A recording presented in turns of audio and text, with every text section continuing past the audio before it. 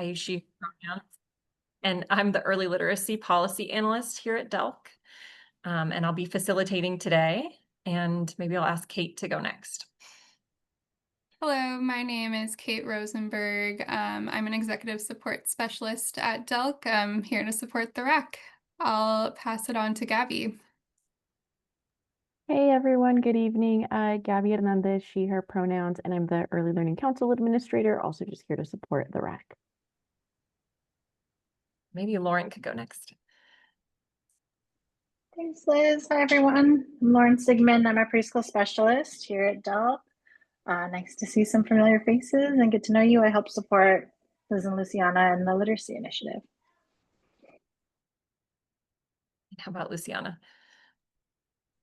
Hi everyone, Luciana Rivera, an Early Literacy Program Analyst with the Birth Through 5 Literacy team here. So, nice to see some people that I know the name is familiar. Thanks. Maybe Steve. Hi, my name is Steve Cavazos, and I am an administrative specialist here to help support with the RAC today as well. Thank you again. I'm going to jump into our slides. And we can move forward together. So thank you again. Welcome. You're at the Birth Through 5 Literacy Rulemaking Advisory Committee meeting. We're so grateful to have all of you participating with us this evening. Just going to touch on what we'll be covering today. We'll do some welcome and attendance. Would love to hear from all of you and hear you introduce yourselves. We'll just touch on group norms. We'll touch on the purpose of a Rules Advisory Committee. I'll give just a little bit of background on the Birth Through 5 Literacy Initiative and the rules, and then we will dig into the draft rule language together, where we're hoping to really get your thoughts and feedback.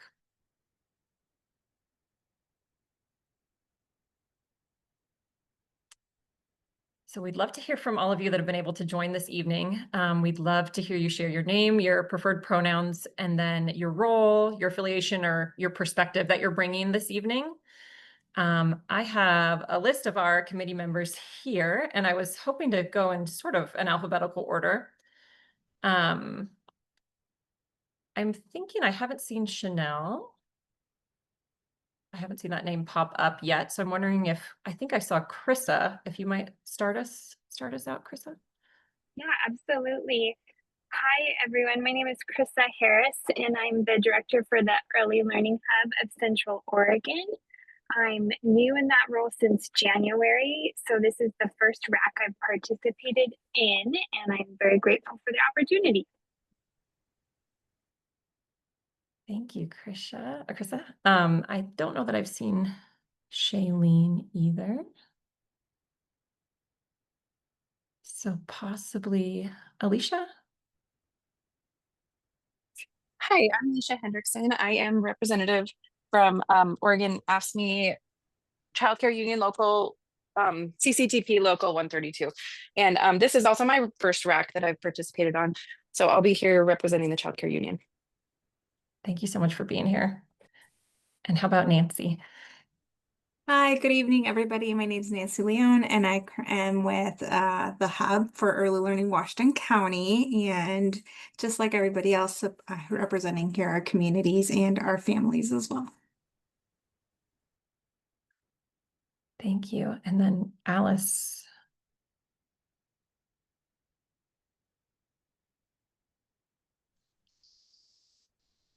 Is it Alejandra, or sometimes I go by Alice? Yes, I'm sorry. Yes, I think I put down your preferred name there from your application, but I apologize if. Oh yeah, that's fine. Yeah. Yes, I am with the PLC. It's a Parent Leadership Council, and also ELC. I just got up a meeting with them a while ago. That's Early Learning Childhood Council, and I have a toddler that is in Early Head Start, and I'm glad to be on RAC. Thank you so much for being here. And how about Abigail? Hi, everyone. Abigail Mendez. My pronoun is ella, she, her, and I work at Latino Network, which is a community-based organization that works in Multnomah, Washington, and Clackamas County. I'm the early learning associate director for early learning department, and we have multi-generational programming, as well as we have one preschool and home visiting programs. Thank you. And how about Noemi? Hello, everyone. Noemi Ochoa. Pronouns ella, she, her. My role, I come to represent CCR&R directors. I'm currently sitting as a interim director for our region, Service District 10, which covers Gillum, Hoodover, Sherman, Wasco, and Wheeler County. So basically the Gorge area. I've been in the CCR&R world for about 12 years now. I've also have some early Head Start experience, and a mom of 2. Happy to be here. Thank you so much for being here. And then how about Subin? Hi, my name is Subin O. My pronouns are he, him. I'm one of 3 co-directors for Teaching Preschool Partners. We empower educators to create meaningful learning for children. This could be in the areas of playful inquiry, the science of reading, the science of learning, and we work in all publicly funded preschool programs as well as publicly funded elementary schools. I am also on the Early Learning Council. I've also taught courses on early literacy and language development. And I'm so happy to be here. It's a great group. Thank you. And Julie? Hi, everyone. Julie Schultz. I am pronouns she, her. I am the executive director of the Oregon Pediatric Society. We are the state chapter of the American Academy of Pediatrics. We have members all over the state, pediatricians, and we work with, of course, all health providers, physical, mental health, oral health, early learning hubs, the schools, education, you name it. We're very involved in health and all the social ways that manifests these days. Great to be here. Thank you so much. And do we have Alexandra? No, I was gonna say, Liz, I think we can go down to Angela. Alexandra, Julie, Dana, and Jillian are not on the call. Okay, thank you. All right, thank you. How about Angela? Hi, Angela Bukowski down in Medford. I use she, her pronouns. I am a mom of 3 preschoolers all at the same time. And I also actually serve on our local school board. And so I know deep in my heart how important early literacy is for all of our kiddos. So thanks so much for letting me be a part of the group. Thank you. And I'm wondering if there's anyone who might have joined that I would have missed, Kate. Nope, you're good to continue on. Thank you. Well, just incredibly humbled and grateful by all the experience in the room tonight, and just really thankful to be able to spend some time with you all today and hear your feedback. We'll just quickly touch on some group norms and protocols first. It sounds like this will come naturally to our group here, but we want to make sure that we're centering children, families, and early learning professionals in this discussion tonight. So hoping that you can bring that lens to the discussion. We ask that anyone who wants to speak would raise their hand. There's some instructions there. The chat is available for questions and comments. We have someone monitoring the chat, and they'll be able to read those out. We'd encourage you to have your camera on if possible, but it's not required. And then we'd ask that you keep your mic muted unless you're speaking, just to minimize background noise. And then we're hoping that everyone can be respectful and remain focused on the topic and the rules section that we'll be reviewing. And we'll try to help with any tech support needs. Just let us know in the chat, and we can be available for that. So here I'm just going to highlight the purpose of a Rules Advisory Committee. It's a group of people appointed by an agency to provide input and guidance during our rulemaking process. So tonight we will review the proposed rules, and then we'd love to hear from you, hear you offer recommendations, feedback, and thoughts on our draft notice of proposed rulemaking.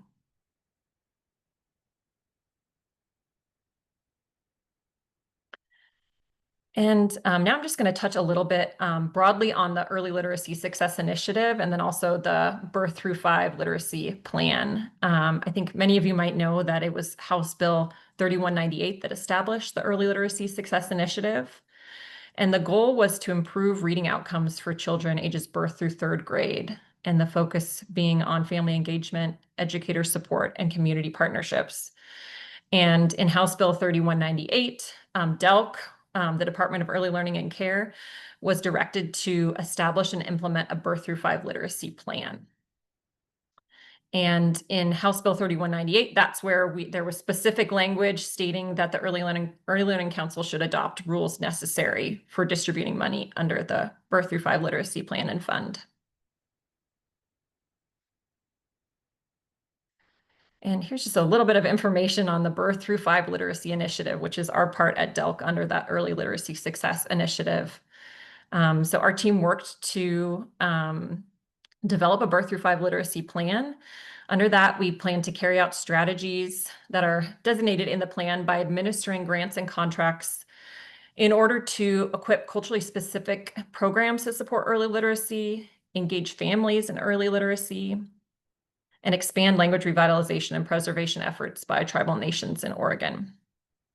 And at DELC, we've chosen to make sure that we're prioritizing, supporting, enhancing, and expanding existing DELC programs that we already know make an impact in early literacy. And we're hoping that our administration will minimize burdens on grantees and partners. So we're specifically looking at mechanisms that can reduce burdens in order to administer funds. And then tonight, as we look at the rule set, I just want to highlight the purpose of the rules for the Birth Through 5 literacy rule set is to establish one comprehensive rule set that will clarify the purpose of the plan and outline how funding will be administered across different grants and contracts that support implementing the plan and streamline that guidance.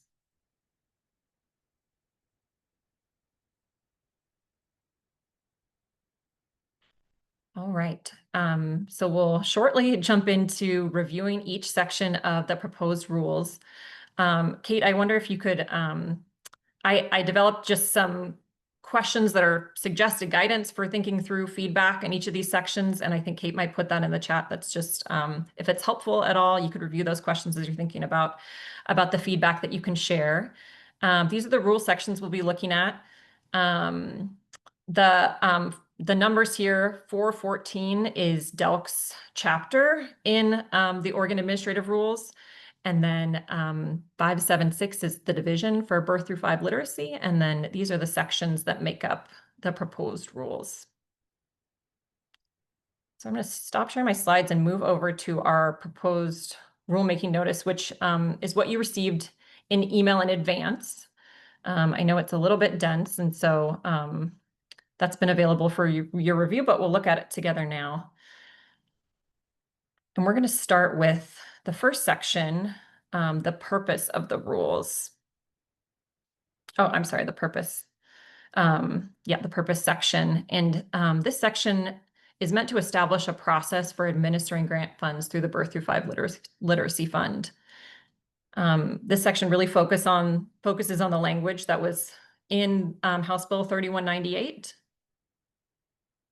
The purposes highlighted here are expanding culturally specific early literacy programs, and to do that by encouraging family and caregiver engagement and providing research-aligned, developmentally appropriate professional training and coaching. And then a second purpose is strengthening the capacity of programs that engage parents and children from birth through 5 years of age in early literacy. And then third, expanding and developing language revitalization and language preservation efforts by federally recognized Indian tribes in this state. And just in case folks happen to be on their phone, I just want to read the guiding questions that Kate dropped in the chat.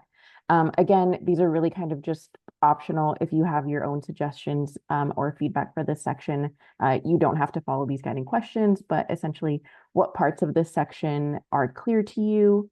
Was there anything confusing or hard to understand in this section? What concerns do you have about this section, if you have any? Is there anything missing from this section that you think needs to be added? And what would you change or improve in this section?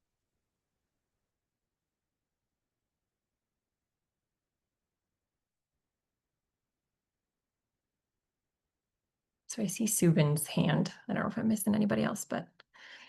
Yeah, it's a question. So the one has A and B. Yes. And so one says expand culturally specific early literacy programs. Does that mean that providing research-aligned, developmentally appropriate professional training will only happen through culturally specific early literacy programs? I think that's a good question that I wonder if we can get back to you in response, Subin, or maybe we can take that down as an area of that doesn't feel clear, and we could log that as some feedback.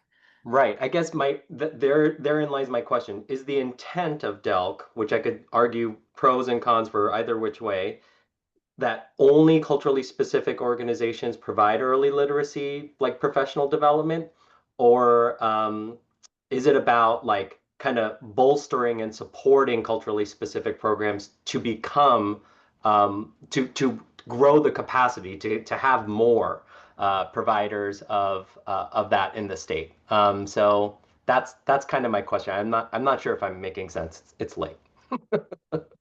I think that's great feedback, and I think it sounds like we that we should look into clarifying that. And I appreciate your thoughts and articulating how that's not coming across as completely clear. I had just one question. It may be very clear to others, but just because maybe I'm less familiar, but under 3, it says efforts by federally recognized tribes in the state. Is that a common thing that the state works off of whatever tribes are federally recognized, that like the state doesn't identify tribes separately or have a process by which they're officially recognized for state functions? I think that's a great question, Angela, and I don't know that I would be able to provide like an expert response on that, but I know that the way we've been working with our Office of Tribal Affairs to think about implementing this has been to know that we're going to be partnering with the 9 federally recognized tribes that exist in Oregon, and they're recognized by the federal government, but there are kind of, government to government partners located here in Oregon. Sometimes they will, like, in these kinds of things, they like hyperlink it where you could click on a section of that and it would further define or, tell you who those are or something. Maybe, and I don't know if that's possible or appropriate here, but that's just what came to mind. Thank you for that feedback. I think that's a great suggestion. And Liz, just noting in the chat that Julie noted that she agreed with what Subin said. Thank you.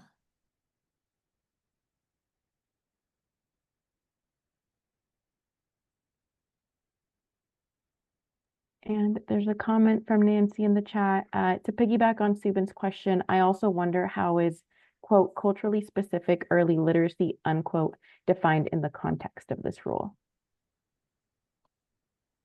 That's a great question. We will definitely document that.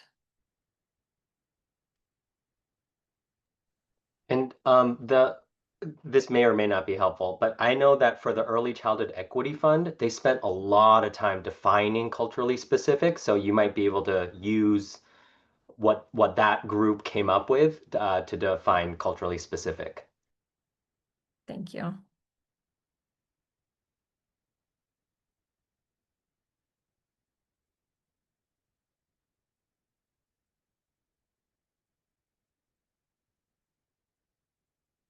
Julie.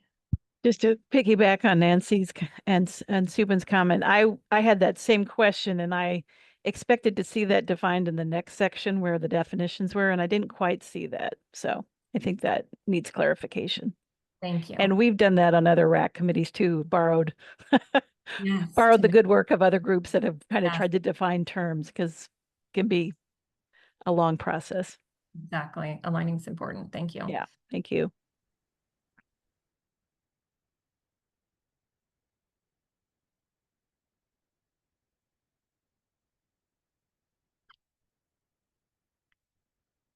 All right. Any thoughts? Any other thoughts here?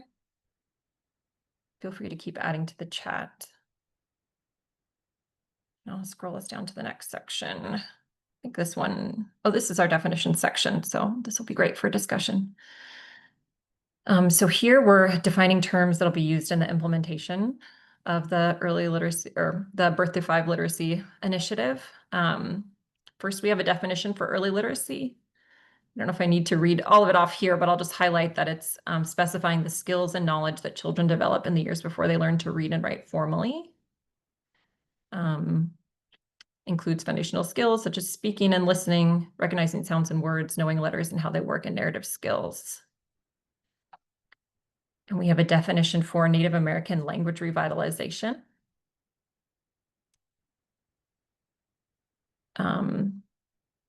Meaning the intentional efforts, policies, and community-led movements aimed at preserving, revitalizing, and promoting the daily use, teaching, and intergenerational transmission of Indigenous languages spoken by Native peoples in the United States.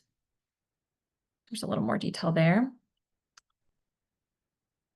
And then we have a definition for research-aligned, developmentally appropriate professional training and coaching, meaning learning that's aligned with current research and practices that are culturally responsive and relevant to diverse learners and adult learning needs, which builds on each learner's individual strengths and considers social and cultural contexts. I see your hand, Subin. Do you want to jump right in? Yeah, so the definition of early literacy, can I start with a question? Like, do you know where that definition came from? Yes, I do know that it was informed by both the Head Start Early Learning Outcomes Framework and also some of the work that ODE has done, but it was developed, internally at DELC, and of course, very interested for feedback. Okay, so all right, so here's my feedback. There's a broad group here, so it's always contentious. So I'll be the first one to dive in.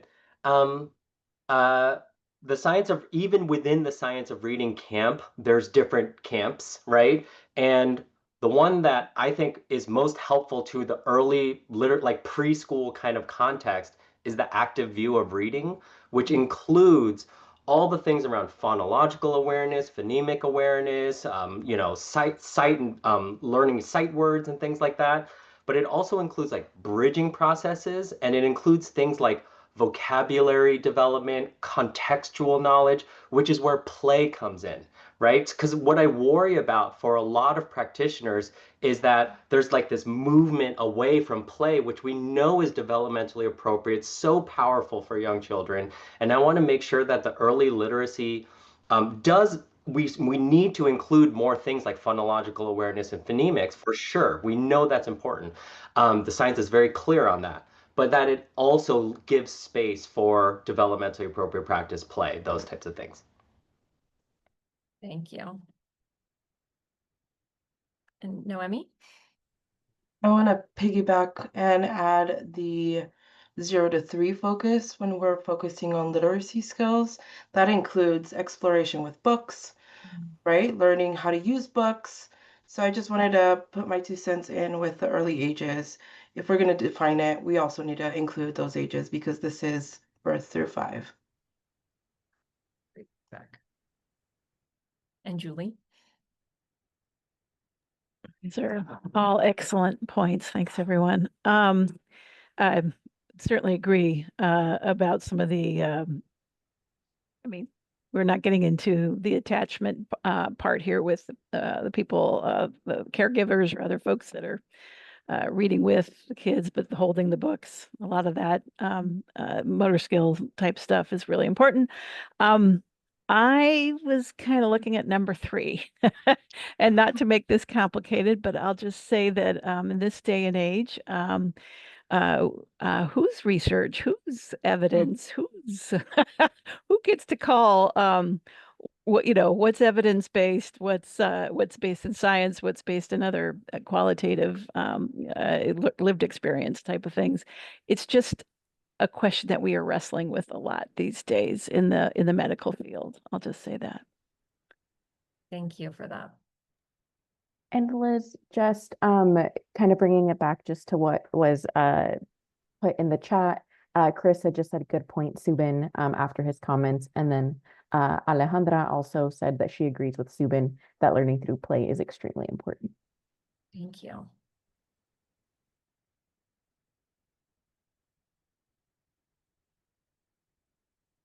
Really appreciate this feedback here.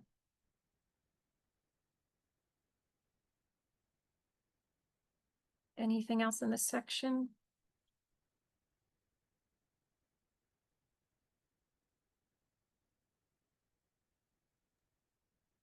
I'm just, sorry, I didn't raise my hand.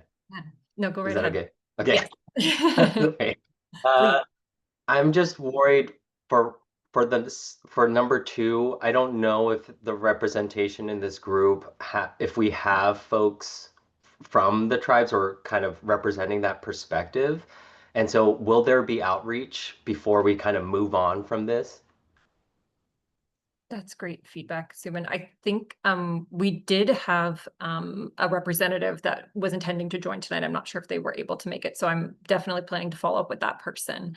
And then we have also initiated a tribal consultation process, a government to government process that we have a policy for at DELC, and have received some feedback from our those tribal nations through that process as well. But I agree. I think continuing to engage and dig into those partnerships to ensure that this is meeting the mark is really important.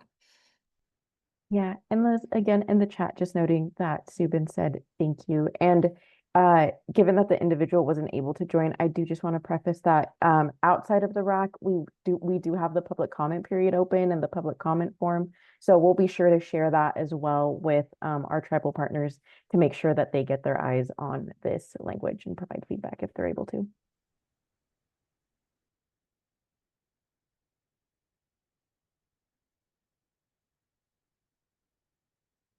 Okay.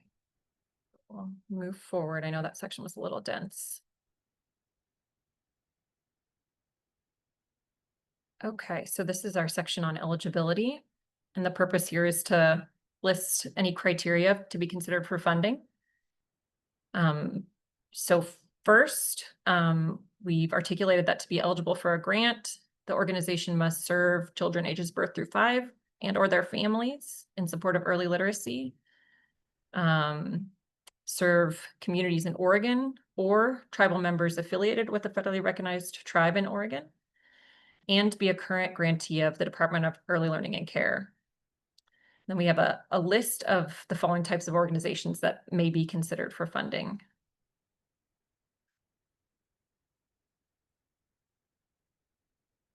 Julie, I see your hand. Thanks, Liz. This will show my ignorance about the process, and that might or might not be relevant. However, with rules that everybody sees, maybe that's a good perspective.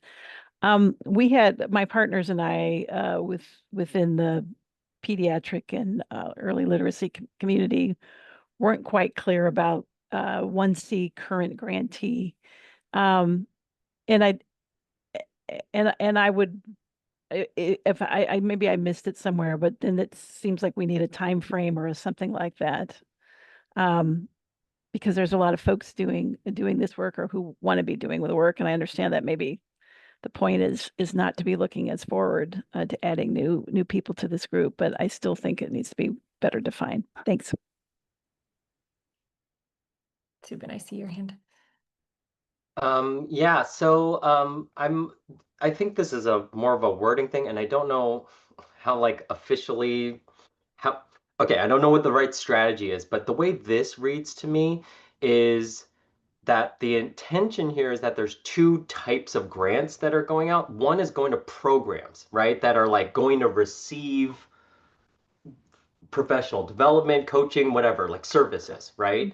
And then the other grants are going to the people who are providing those services, right?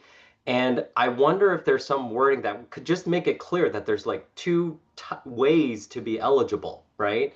And then the other thing around eligibility is I feel like this is a great list of types of organizations, and the second list is obviously the longer one, right? the it's a great list of the types of organizations, but I wonder like, so I know that ODE had like an approved provider list for their thing. I don't know how that process went, what the rules were, how they came up with that list that it currently has. I'll share with you my personal opinion. I don't love their list. I think their list is problematic, right? And so I wonder if this is the place in the rack where we start talking about like who are going to be these providers. Like, so for example, one of the reasons why I don't love the ODE list is other than our public universities, it's all these for-profit national companies that are on the list. And I'm like, I don't think that's I don't think that's going to serve our schools really well. And so I worry about that. I want to make sure that when we finally get to a place where we're deciding on here are the programs that are going to support, like what kinds of skills do we want these organizations to have? What capacity do we want them to be them to have? Like which regions should they be serving? Let's make sure we're serving all regions, right? Because we know that rural is going to be an issue, right? And so yeah, those are my comments. Thank you. I have a question. Subin, could you go back to maybe the beginning of what you were saying that there's two ways to be eligible or like two types of funding? I don't think I understood what you meant by that. Yeah, I don't know if I understand either. So the way I read it, so there's 1A, B, and C. And so that for 1A, B, and C, those are programs that are directly serving children, right? Which is also weird. Like I don't know if it's supposed to be worded that way. And then there's 2, which goes from A through L, and it's listing all of these different professional development provider type people, right? And so yeah, so that's That's why I was thinking, yeah, it could be clarified. Yeah. okay, because the way I read it, and so maybe this is the point for clarification, is to be eligible for a grant, you have to meet A, B, or C. And then to me, within that A, B, and C, these are the people that are, or the organizations that would be eligible for funding is 2A through L. But that could be, yeah, I see Gabby with her hand to offer clarification, perhaps. Oh, no, Abigail, feel free to finish your comments. I just wanted to raise my hand just to kind of mention what was in the chat. I don't have any clarifying responses to this. Okay, I see that Noemi also read it that way, like because I understood one, you're eligible if you meet 1 through C, and then that then moves you to like the next stage of criteria, which is 2A through 2L.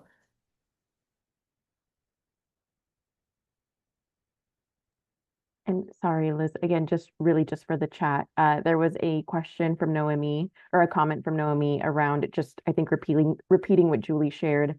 What does it mean to be a current grantee of DELC? And does that need to be added to the definitions? And Nancy commented, do all organizations listed in section 2 need to meet every single criteria in section 1, especially being a current DELC grantee, or is it to an expanded eligibility list? And then, yeah, just the agreement from Noemi that she read it similar to April. Thank you. Subin, or go ahead, Subin. Yeah, okay. So when Abigail said that, I was like, oh yeah, that's totally probably how it works. If that's the case though, then 1A probably needs to be refined because some of these organizations don't directly serve children, right? They serve adults. They're serving the support people. And so it probably should be clarified. Thank you. Alicia, I see your hand. Yeah, again, I'm from the childcare union. I'm curious, specifically like licensed childcare providers, under which one of these categories would we fall to gain access to these resources?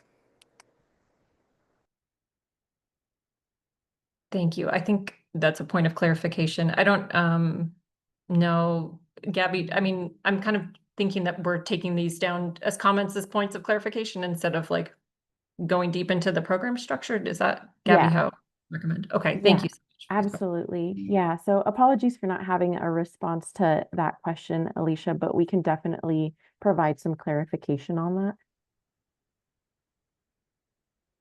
And I see Abigail has her hand up, and I'm so sorry. I'm going to grab my computer charger, but I'm available. I'm just quickly going off camera, and love to hear from you, Abigail. I'm looking at one again, and between A, B, and C, or actually between B and C, it has the word and. And so if I'm reading this correctly, you need to meet A, B, and C to receive these funds.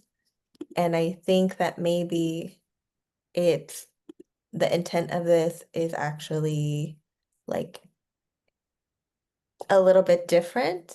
Because I think the intent is for organizations to serve children ages birth through 5 and their families in support of early literacy development. And then I think maybe adding some like early childhood specific language around B, like serve communities in Oregon or tribal members affiliated with federally recognized tribes, because I think the way that it reads, you can have any programming that supports federally recognized tribes, and that would maybe qualify you for B. So I don't know if that what I'm saying is making sense, but then the and be a current grantee. So just gonna leave that there. Thank you. And Angela, I see your hand. Yeah, just similar comments, but yeah, the way that my brain is reading one, I'm looking for an and between A and B to understand that, and then if we are saying the criteria is ABC, I almost think 3 would be like, okay, so the criteria is number 1, you have to serve children. Number 2, they have to be communities in Oregon. Number 3, you have to be a current grantee. And then number 4 would actually be number 3 is you must not be currently out of compliance. Like those are the 4 things you have to do. And then the subset of C is all the list of organizations that if they're doing all these things and they're this type of organization, then proceed. That maybe could make sense to my brain. But similar thoughts to lots of other members. Noemi, I see your hand. Just wanted to point out that you have listed organizations that don't directly work with children or families. So will that, like for example, some hubs they coordinate services. They don't work directly. CCRNRs support those working directly with children and families by providing training, technical assistance. So are we eliminating those? If so, well, they shouldn't be listed. And second, or should we add, an additional criteria? Thank you. And Subin, I see your hand. Yeah, so I'm looking at the list following 2A through L, and I might be missing it. Okay. I don't see higher education like universities on here, as well as our community colleges. They often have really excellent resources, and in some communities, they're like the go-to on early literacy stuff. Thank you. And Abigail. I want to follow up with what I think Noemi shared around early learning hubs.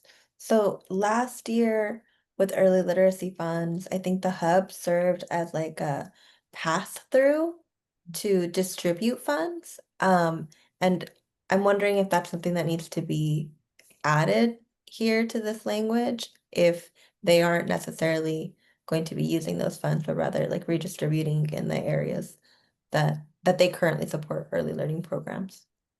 Thank you. And Alicia, I see your hand, but I'm wondering if we addressed your comment previously. You did. Sorry, I didn't realize I had to put my hand back down. I'm seeing this as an area where clarification is definitely needed. So I'm so thankful for you all bringing this up. And bringing then, these.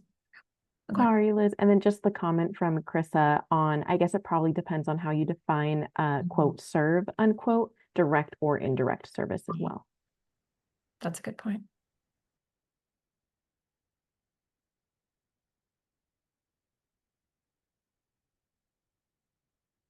And we are doing really good on time. If in case there's other feedback in this section, I have about 5 more minutes allotted here.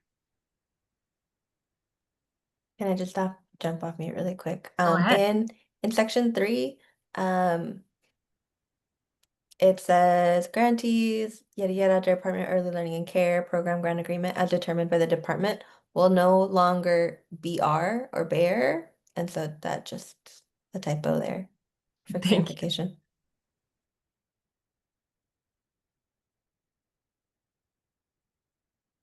Never like those.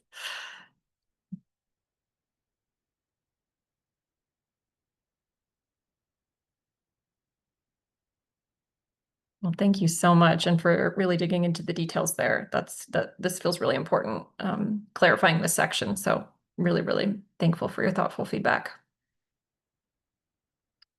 I think the last couple of sections may be a little bit shorter, so, but Oh, there was a comment from Nancy on the last section. Yeah, thanks, Subin. So Nancy put in the chat, as a hub representative, I understand that each hub operates a bit differently. However, I'd like to highlight that there are hubs like ours that work directly with families, including our preschool promise families. With that in mind, the removal of the hub could unintentionally limit or overlook the meaningful direct work happening within some hubs. Thanks, Nancy. Appreciate you calling that out.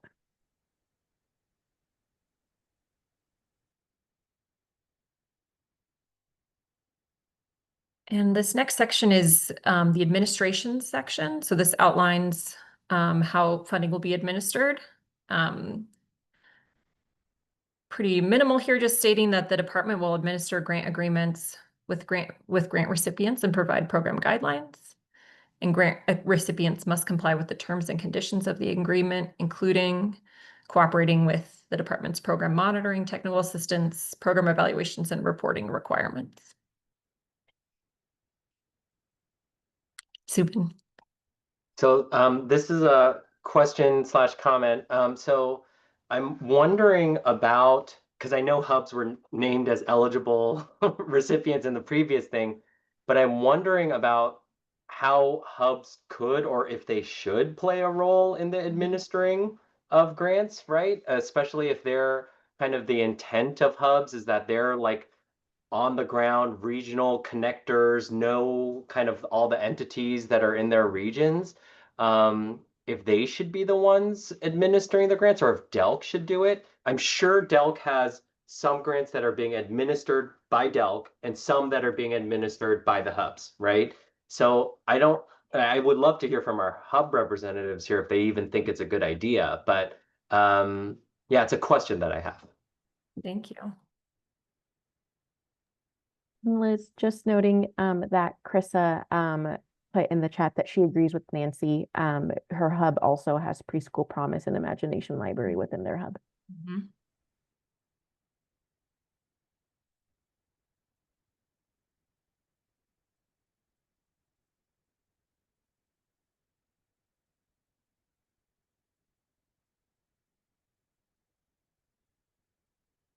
Concerns or areas of clarification here? Angela. This one just kind of struck me as like the most clear and straightforward, like kind of boilerplate language.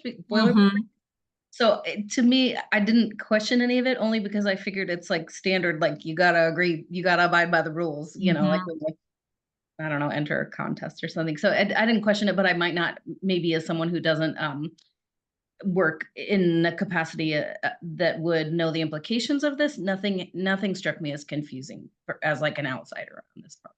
Thank you for that feedback. Abigail.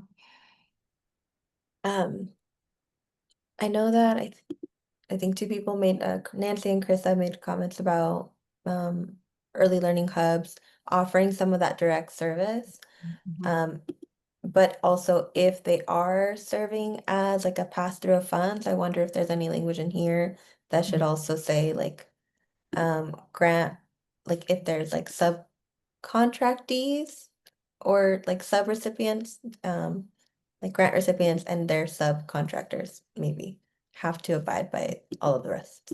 Like just adding a little bit of that language. Thank you. That's great feedback.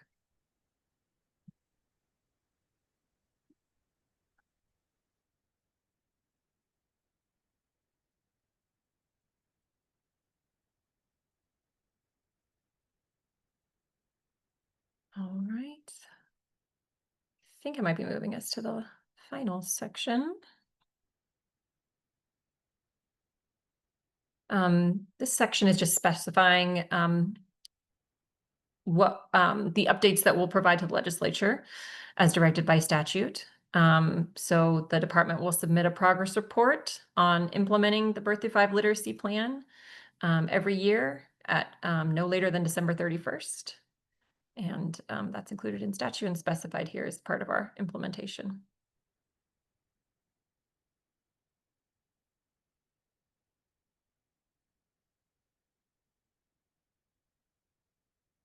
Abigail.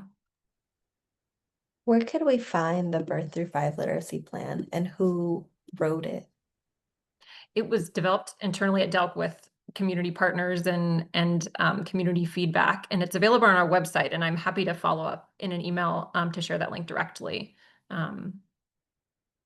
It was just developed and submitted to the legislature last year, so it's new for the agency.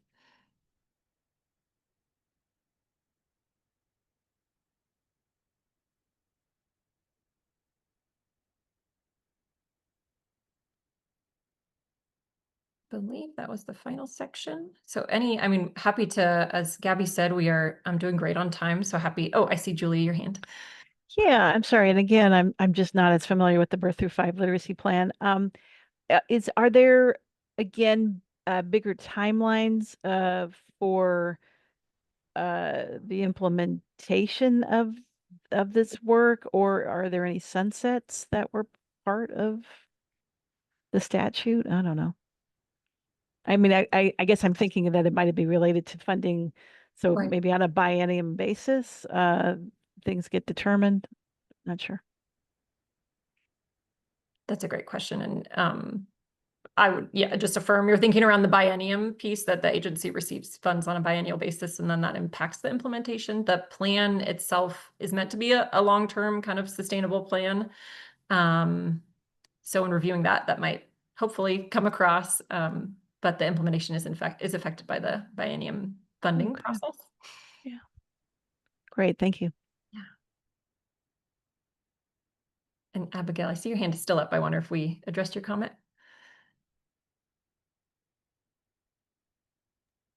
And then Liz, I just put a link in the chat to the early literacy plan on our website for folks. Great.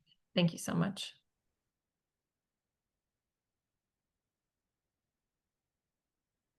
Happy to revisit any section with a little bit of extra time if there's anything that the group would like to continue to discuss, additional thoughts or feedback.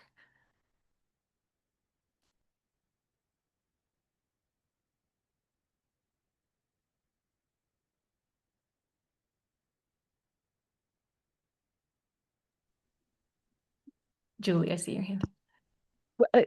One of the things that we wondered about at Oregon Pediatric Society is, of course, the importance of how medical providers work on early literacy. We've got a lot of programs, Reach Out and Read. There are other ones that are used that feed into early literacy, and especially with those first 3 years, with all the well visits that 95% of parents take their kids to. I'm not exactly sure what my question is, other than the fact that I don't really see a lot of recognition of that in these roles. Now, I understand that this lives under DELC and not Oregon Health Authority, which is probably more the public health medical care side of our state, but I still wonder then. I think the questions are, who does this leave out? who is doing this work, who is not Dolly Parton, who is, possibly not, completely affiliated with a hub, although how wonderful that we have all these wonderful departments and hubs and attention to early childhood. So this might not be the right forum for it, but these were some of the questions bubbling up from our folks. No, those are important questions. Thank you. We'll definitely be making note of that. Yeah, and Liz, in the chat, Krista just agreed. She said, good point, Julie. And then Subin left a comment that Julie's comment reminds him that on the 0 to 3 side, there are home visitors who can help in meeting the aims of this legislation.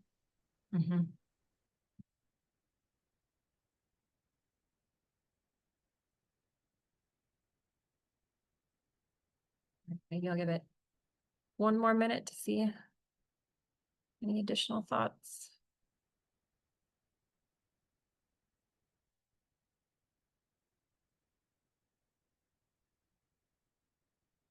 Nancy.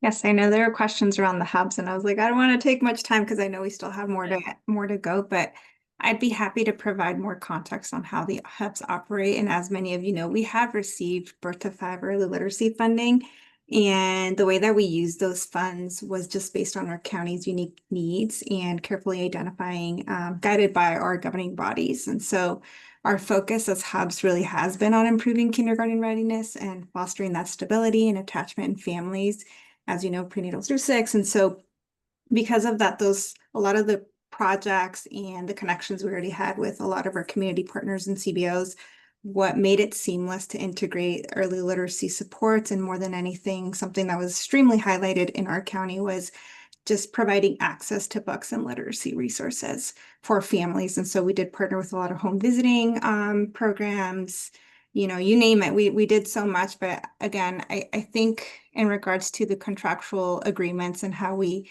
use those funds, that would be a really great conversation to have as well. Like, how could we continue to make sure that we are offering those opportunities out to the community and what that could look like. So definitely happy to hear any comments around that for hubs as well, so I can take back to the directors meeting. Thank you, Nancy.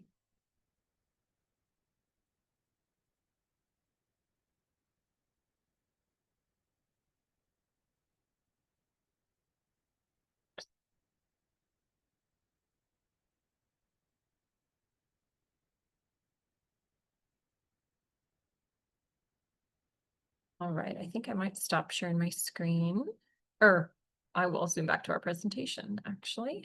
We just have some follow-up next steps. And we do have additional time. So again, if there's any last thoughts, please jump in, but I'll just highlight some next steps. So grateful to have this RAC meeting this evening. Amazing feedback brought forward, and I can see some areas where we really need to work towards clarity. And so I'm really thankful for you all bringing up those pieces and those thoughts from your perspective. There will be a public hearing that you would be able to participate in. That's coming up on October 27th if you wanted to give additional thoughts. And there's also a process for giving a public comment. And that comment period is open until the 30th. And then we will be engaging with the Early Learning Council on all of this feedback and how we've adjusted the rules based on your feedback. And then they'll vote to whether to adopt the rules at their December meeting. And if they're adopted, they would become effective in January. Any questions on next steps? Oh, Abigail, go ahead. I see that you're taking feedback on the 27th and on the 30th, and that you're incorporating feedback and presenting that on the 10th. Is there a way for, based off of the feedback that you heard today, that we would be able to see? Like, I'm curious about when we'd be able to see that and offer feedback for, like, is that clear to us now, or does that make sense?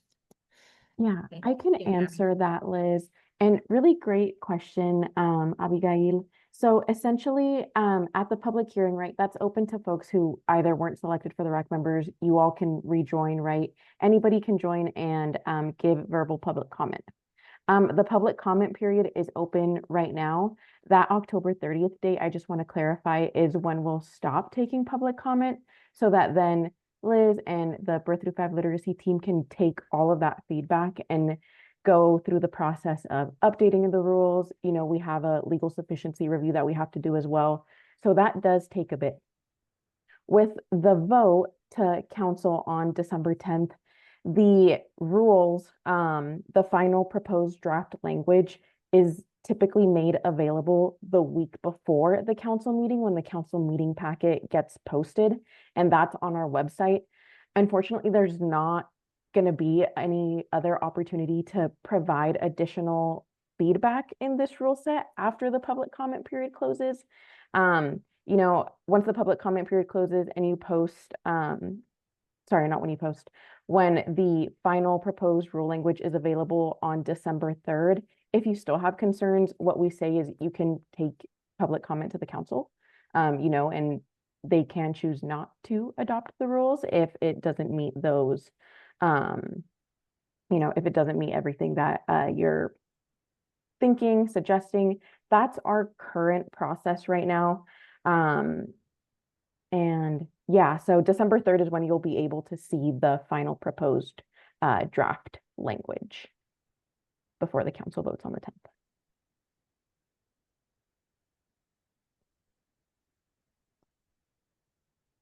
I think maybe, Kate, were you thinking you might be able to share in the chat those links through to the public comment and the public hearing, or that could be in a follow-up email, either way. Yeah, Liz, I do see that Kate dropped the link to the public comment form in the chat. I also, if it's okay, I'd love to share my screen just so that folks know where to access that on our website as well. Give me one sec.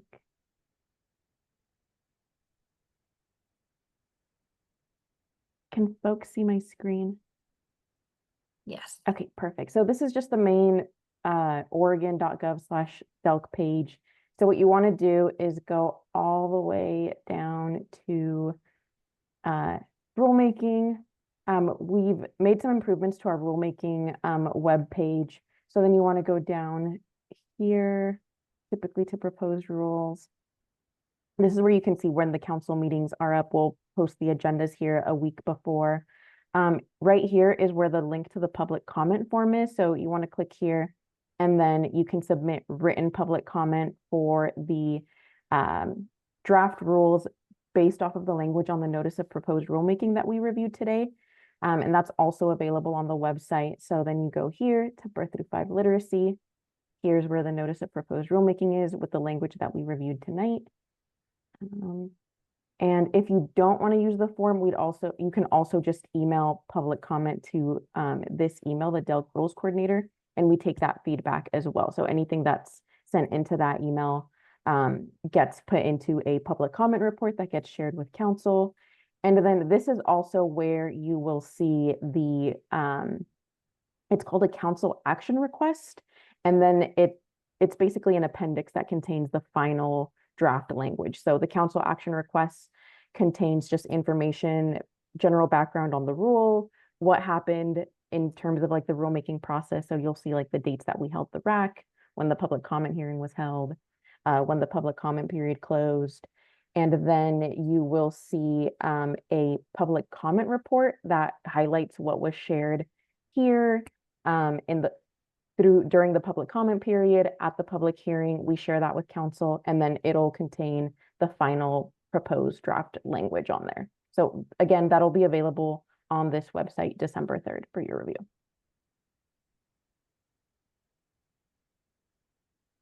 Thanks, Gabby.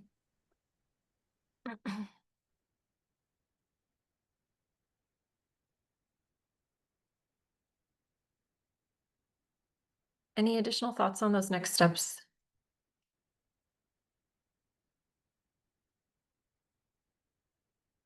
Last slide is just specifying that for participating tonight, you're eligible for a reimbursement, a $50 stipend. And after this meeting, Steve, who's assisting us tonight, will reach out with a form that you can return. And then that will be submitted for processing, and a check would be mailed to you for reimbursement for your invaluable time this evening. And just to add to that, Liz, because I know sometimes folks join and you're being paid by your organization to be here. You can decline the stipend. When you receive an email from Steve, feel free to just say, hey, I'm declining. If you don't respond to the email, we also just take that as you declining payment. So if you do want to receive the stipend, please just return those forms. And if you have questions or trouble filling them out, I'll drop my email in the chat and happy to support folks with that or support Steve with that process as well.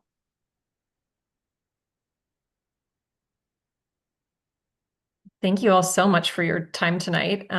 Really, really grateful for this discussion. It's been incredibly informative, and it looks like we probably can end a little bit early this evening, although we did cover a lot. And grateful for this time. There's no more last questions, then we'll just say thank you, and Steve will be following up. And thanks for your time. Thanks for your work on this. Thanks, everyone. Have a good night. Thank you.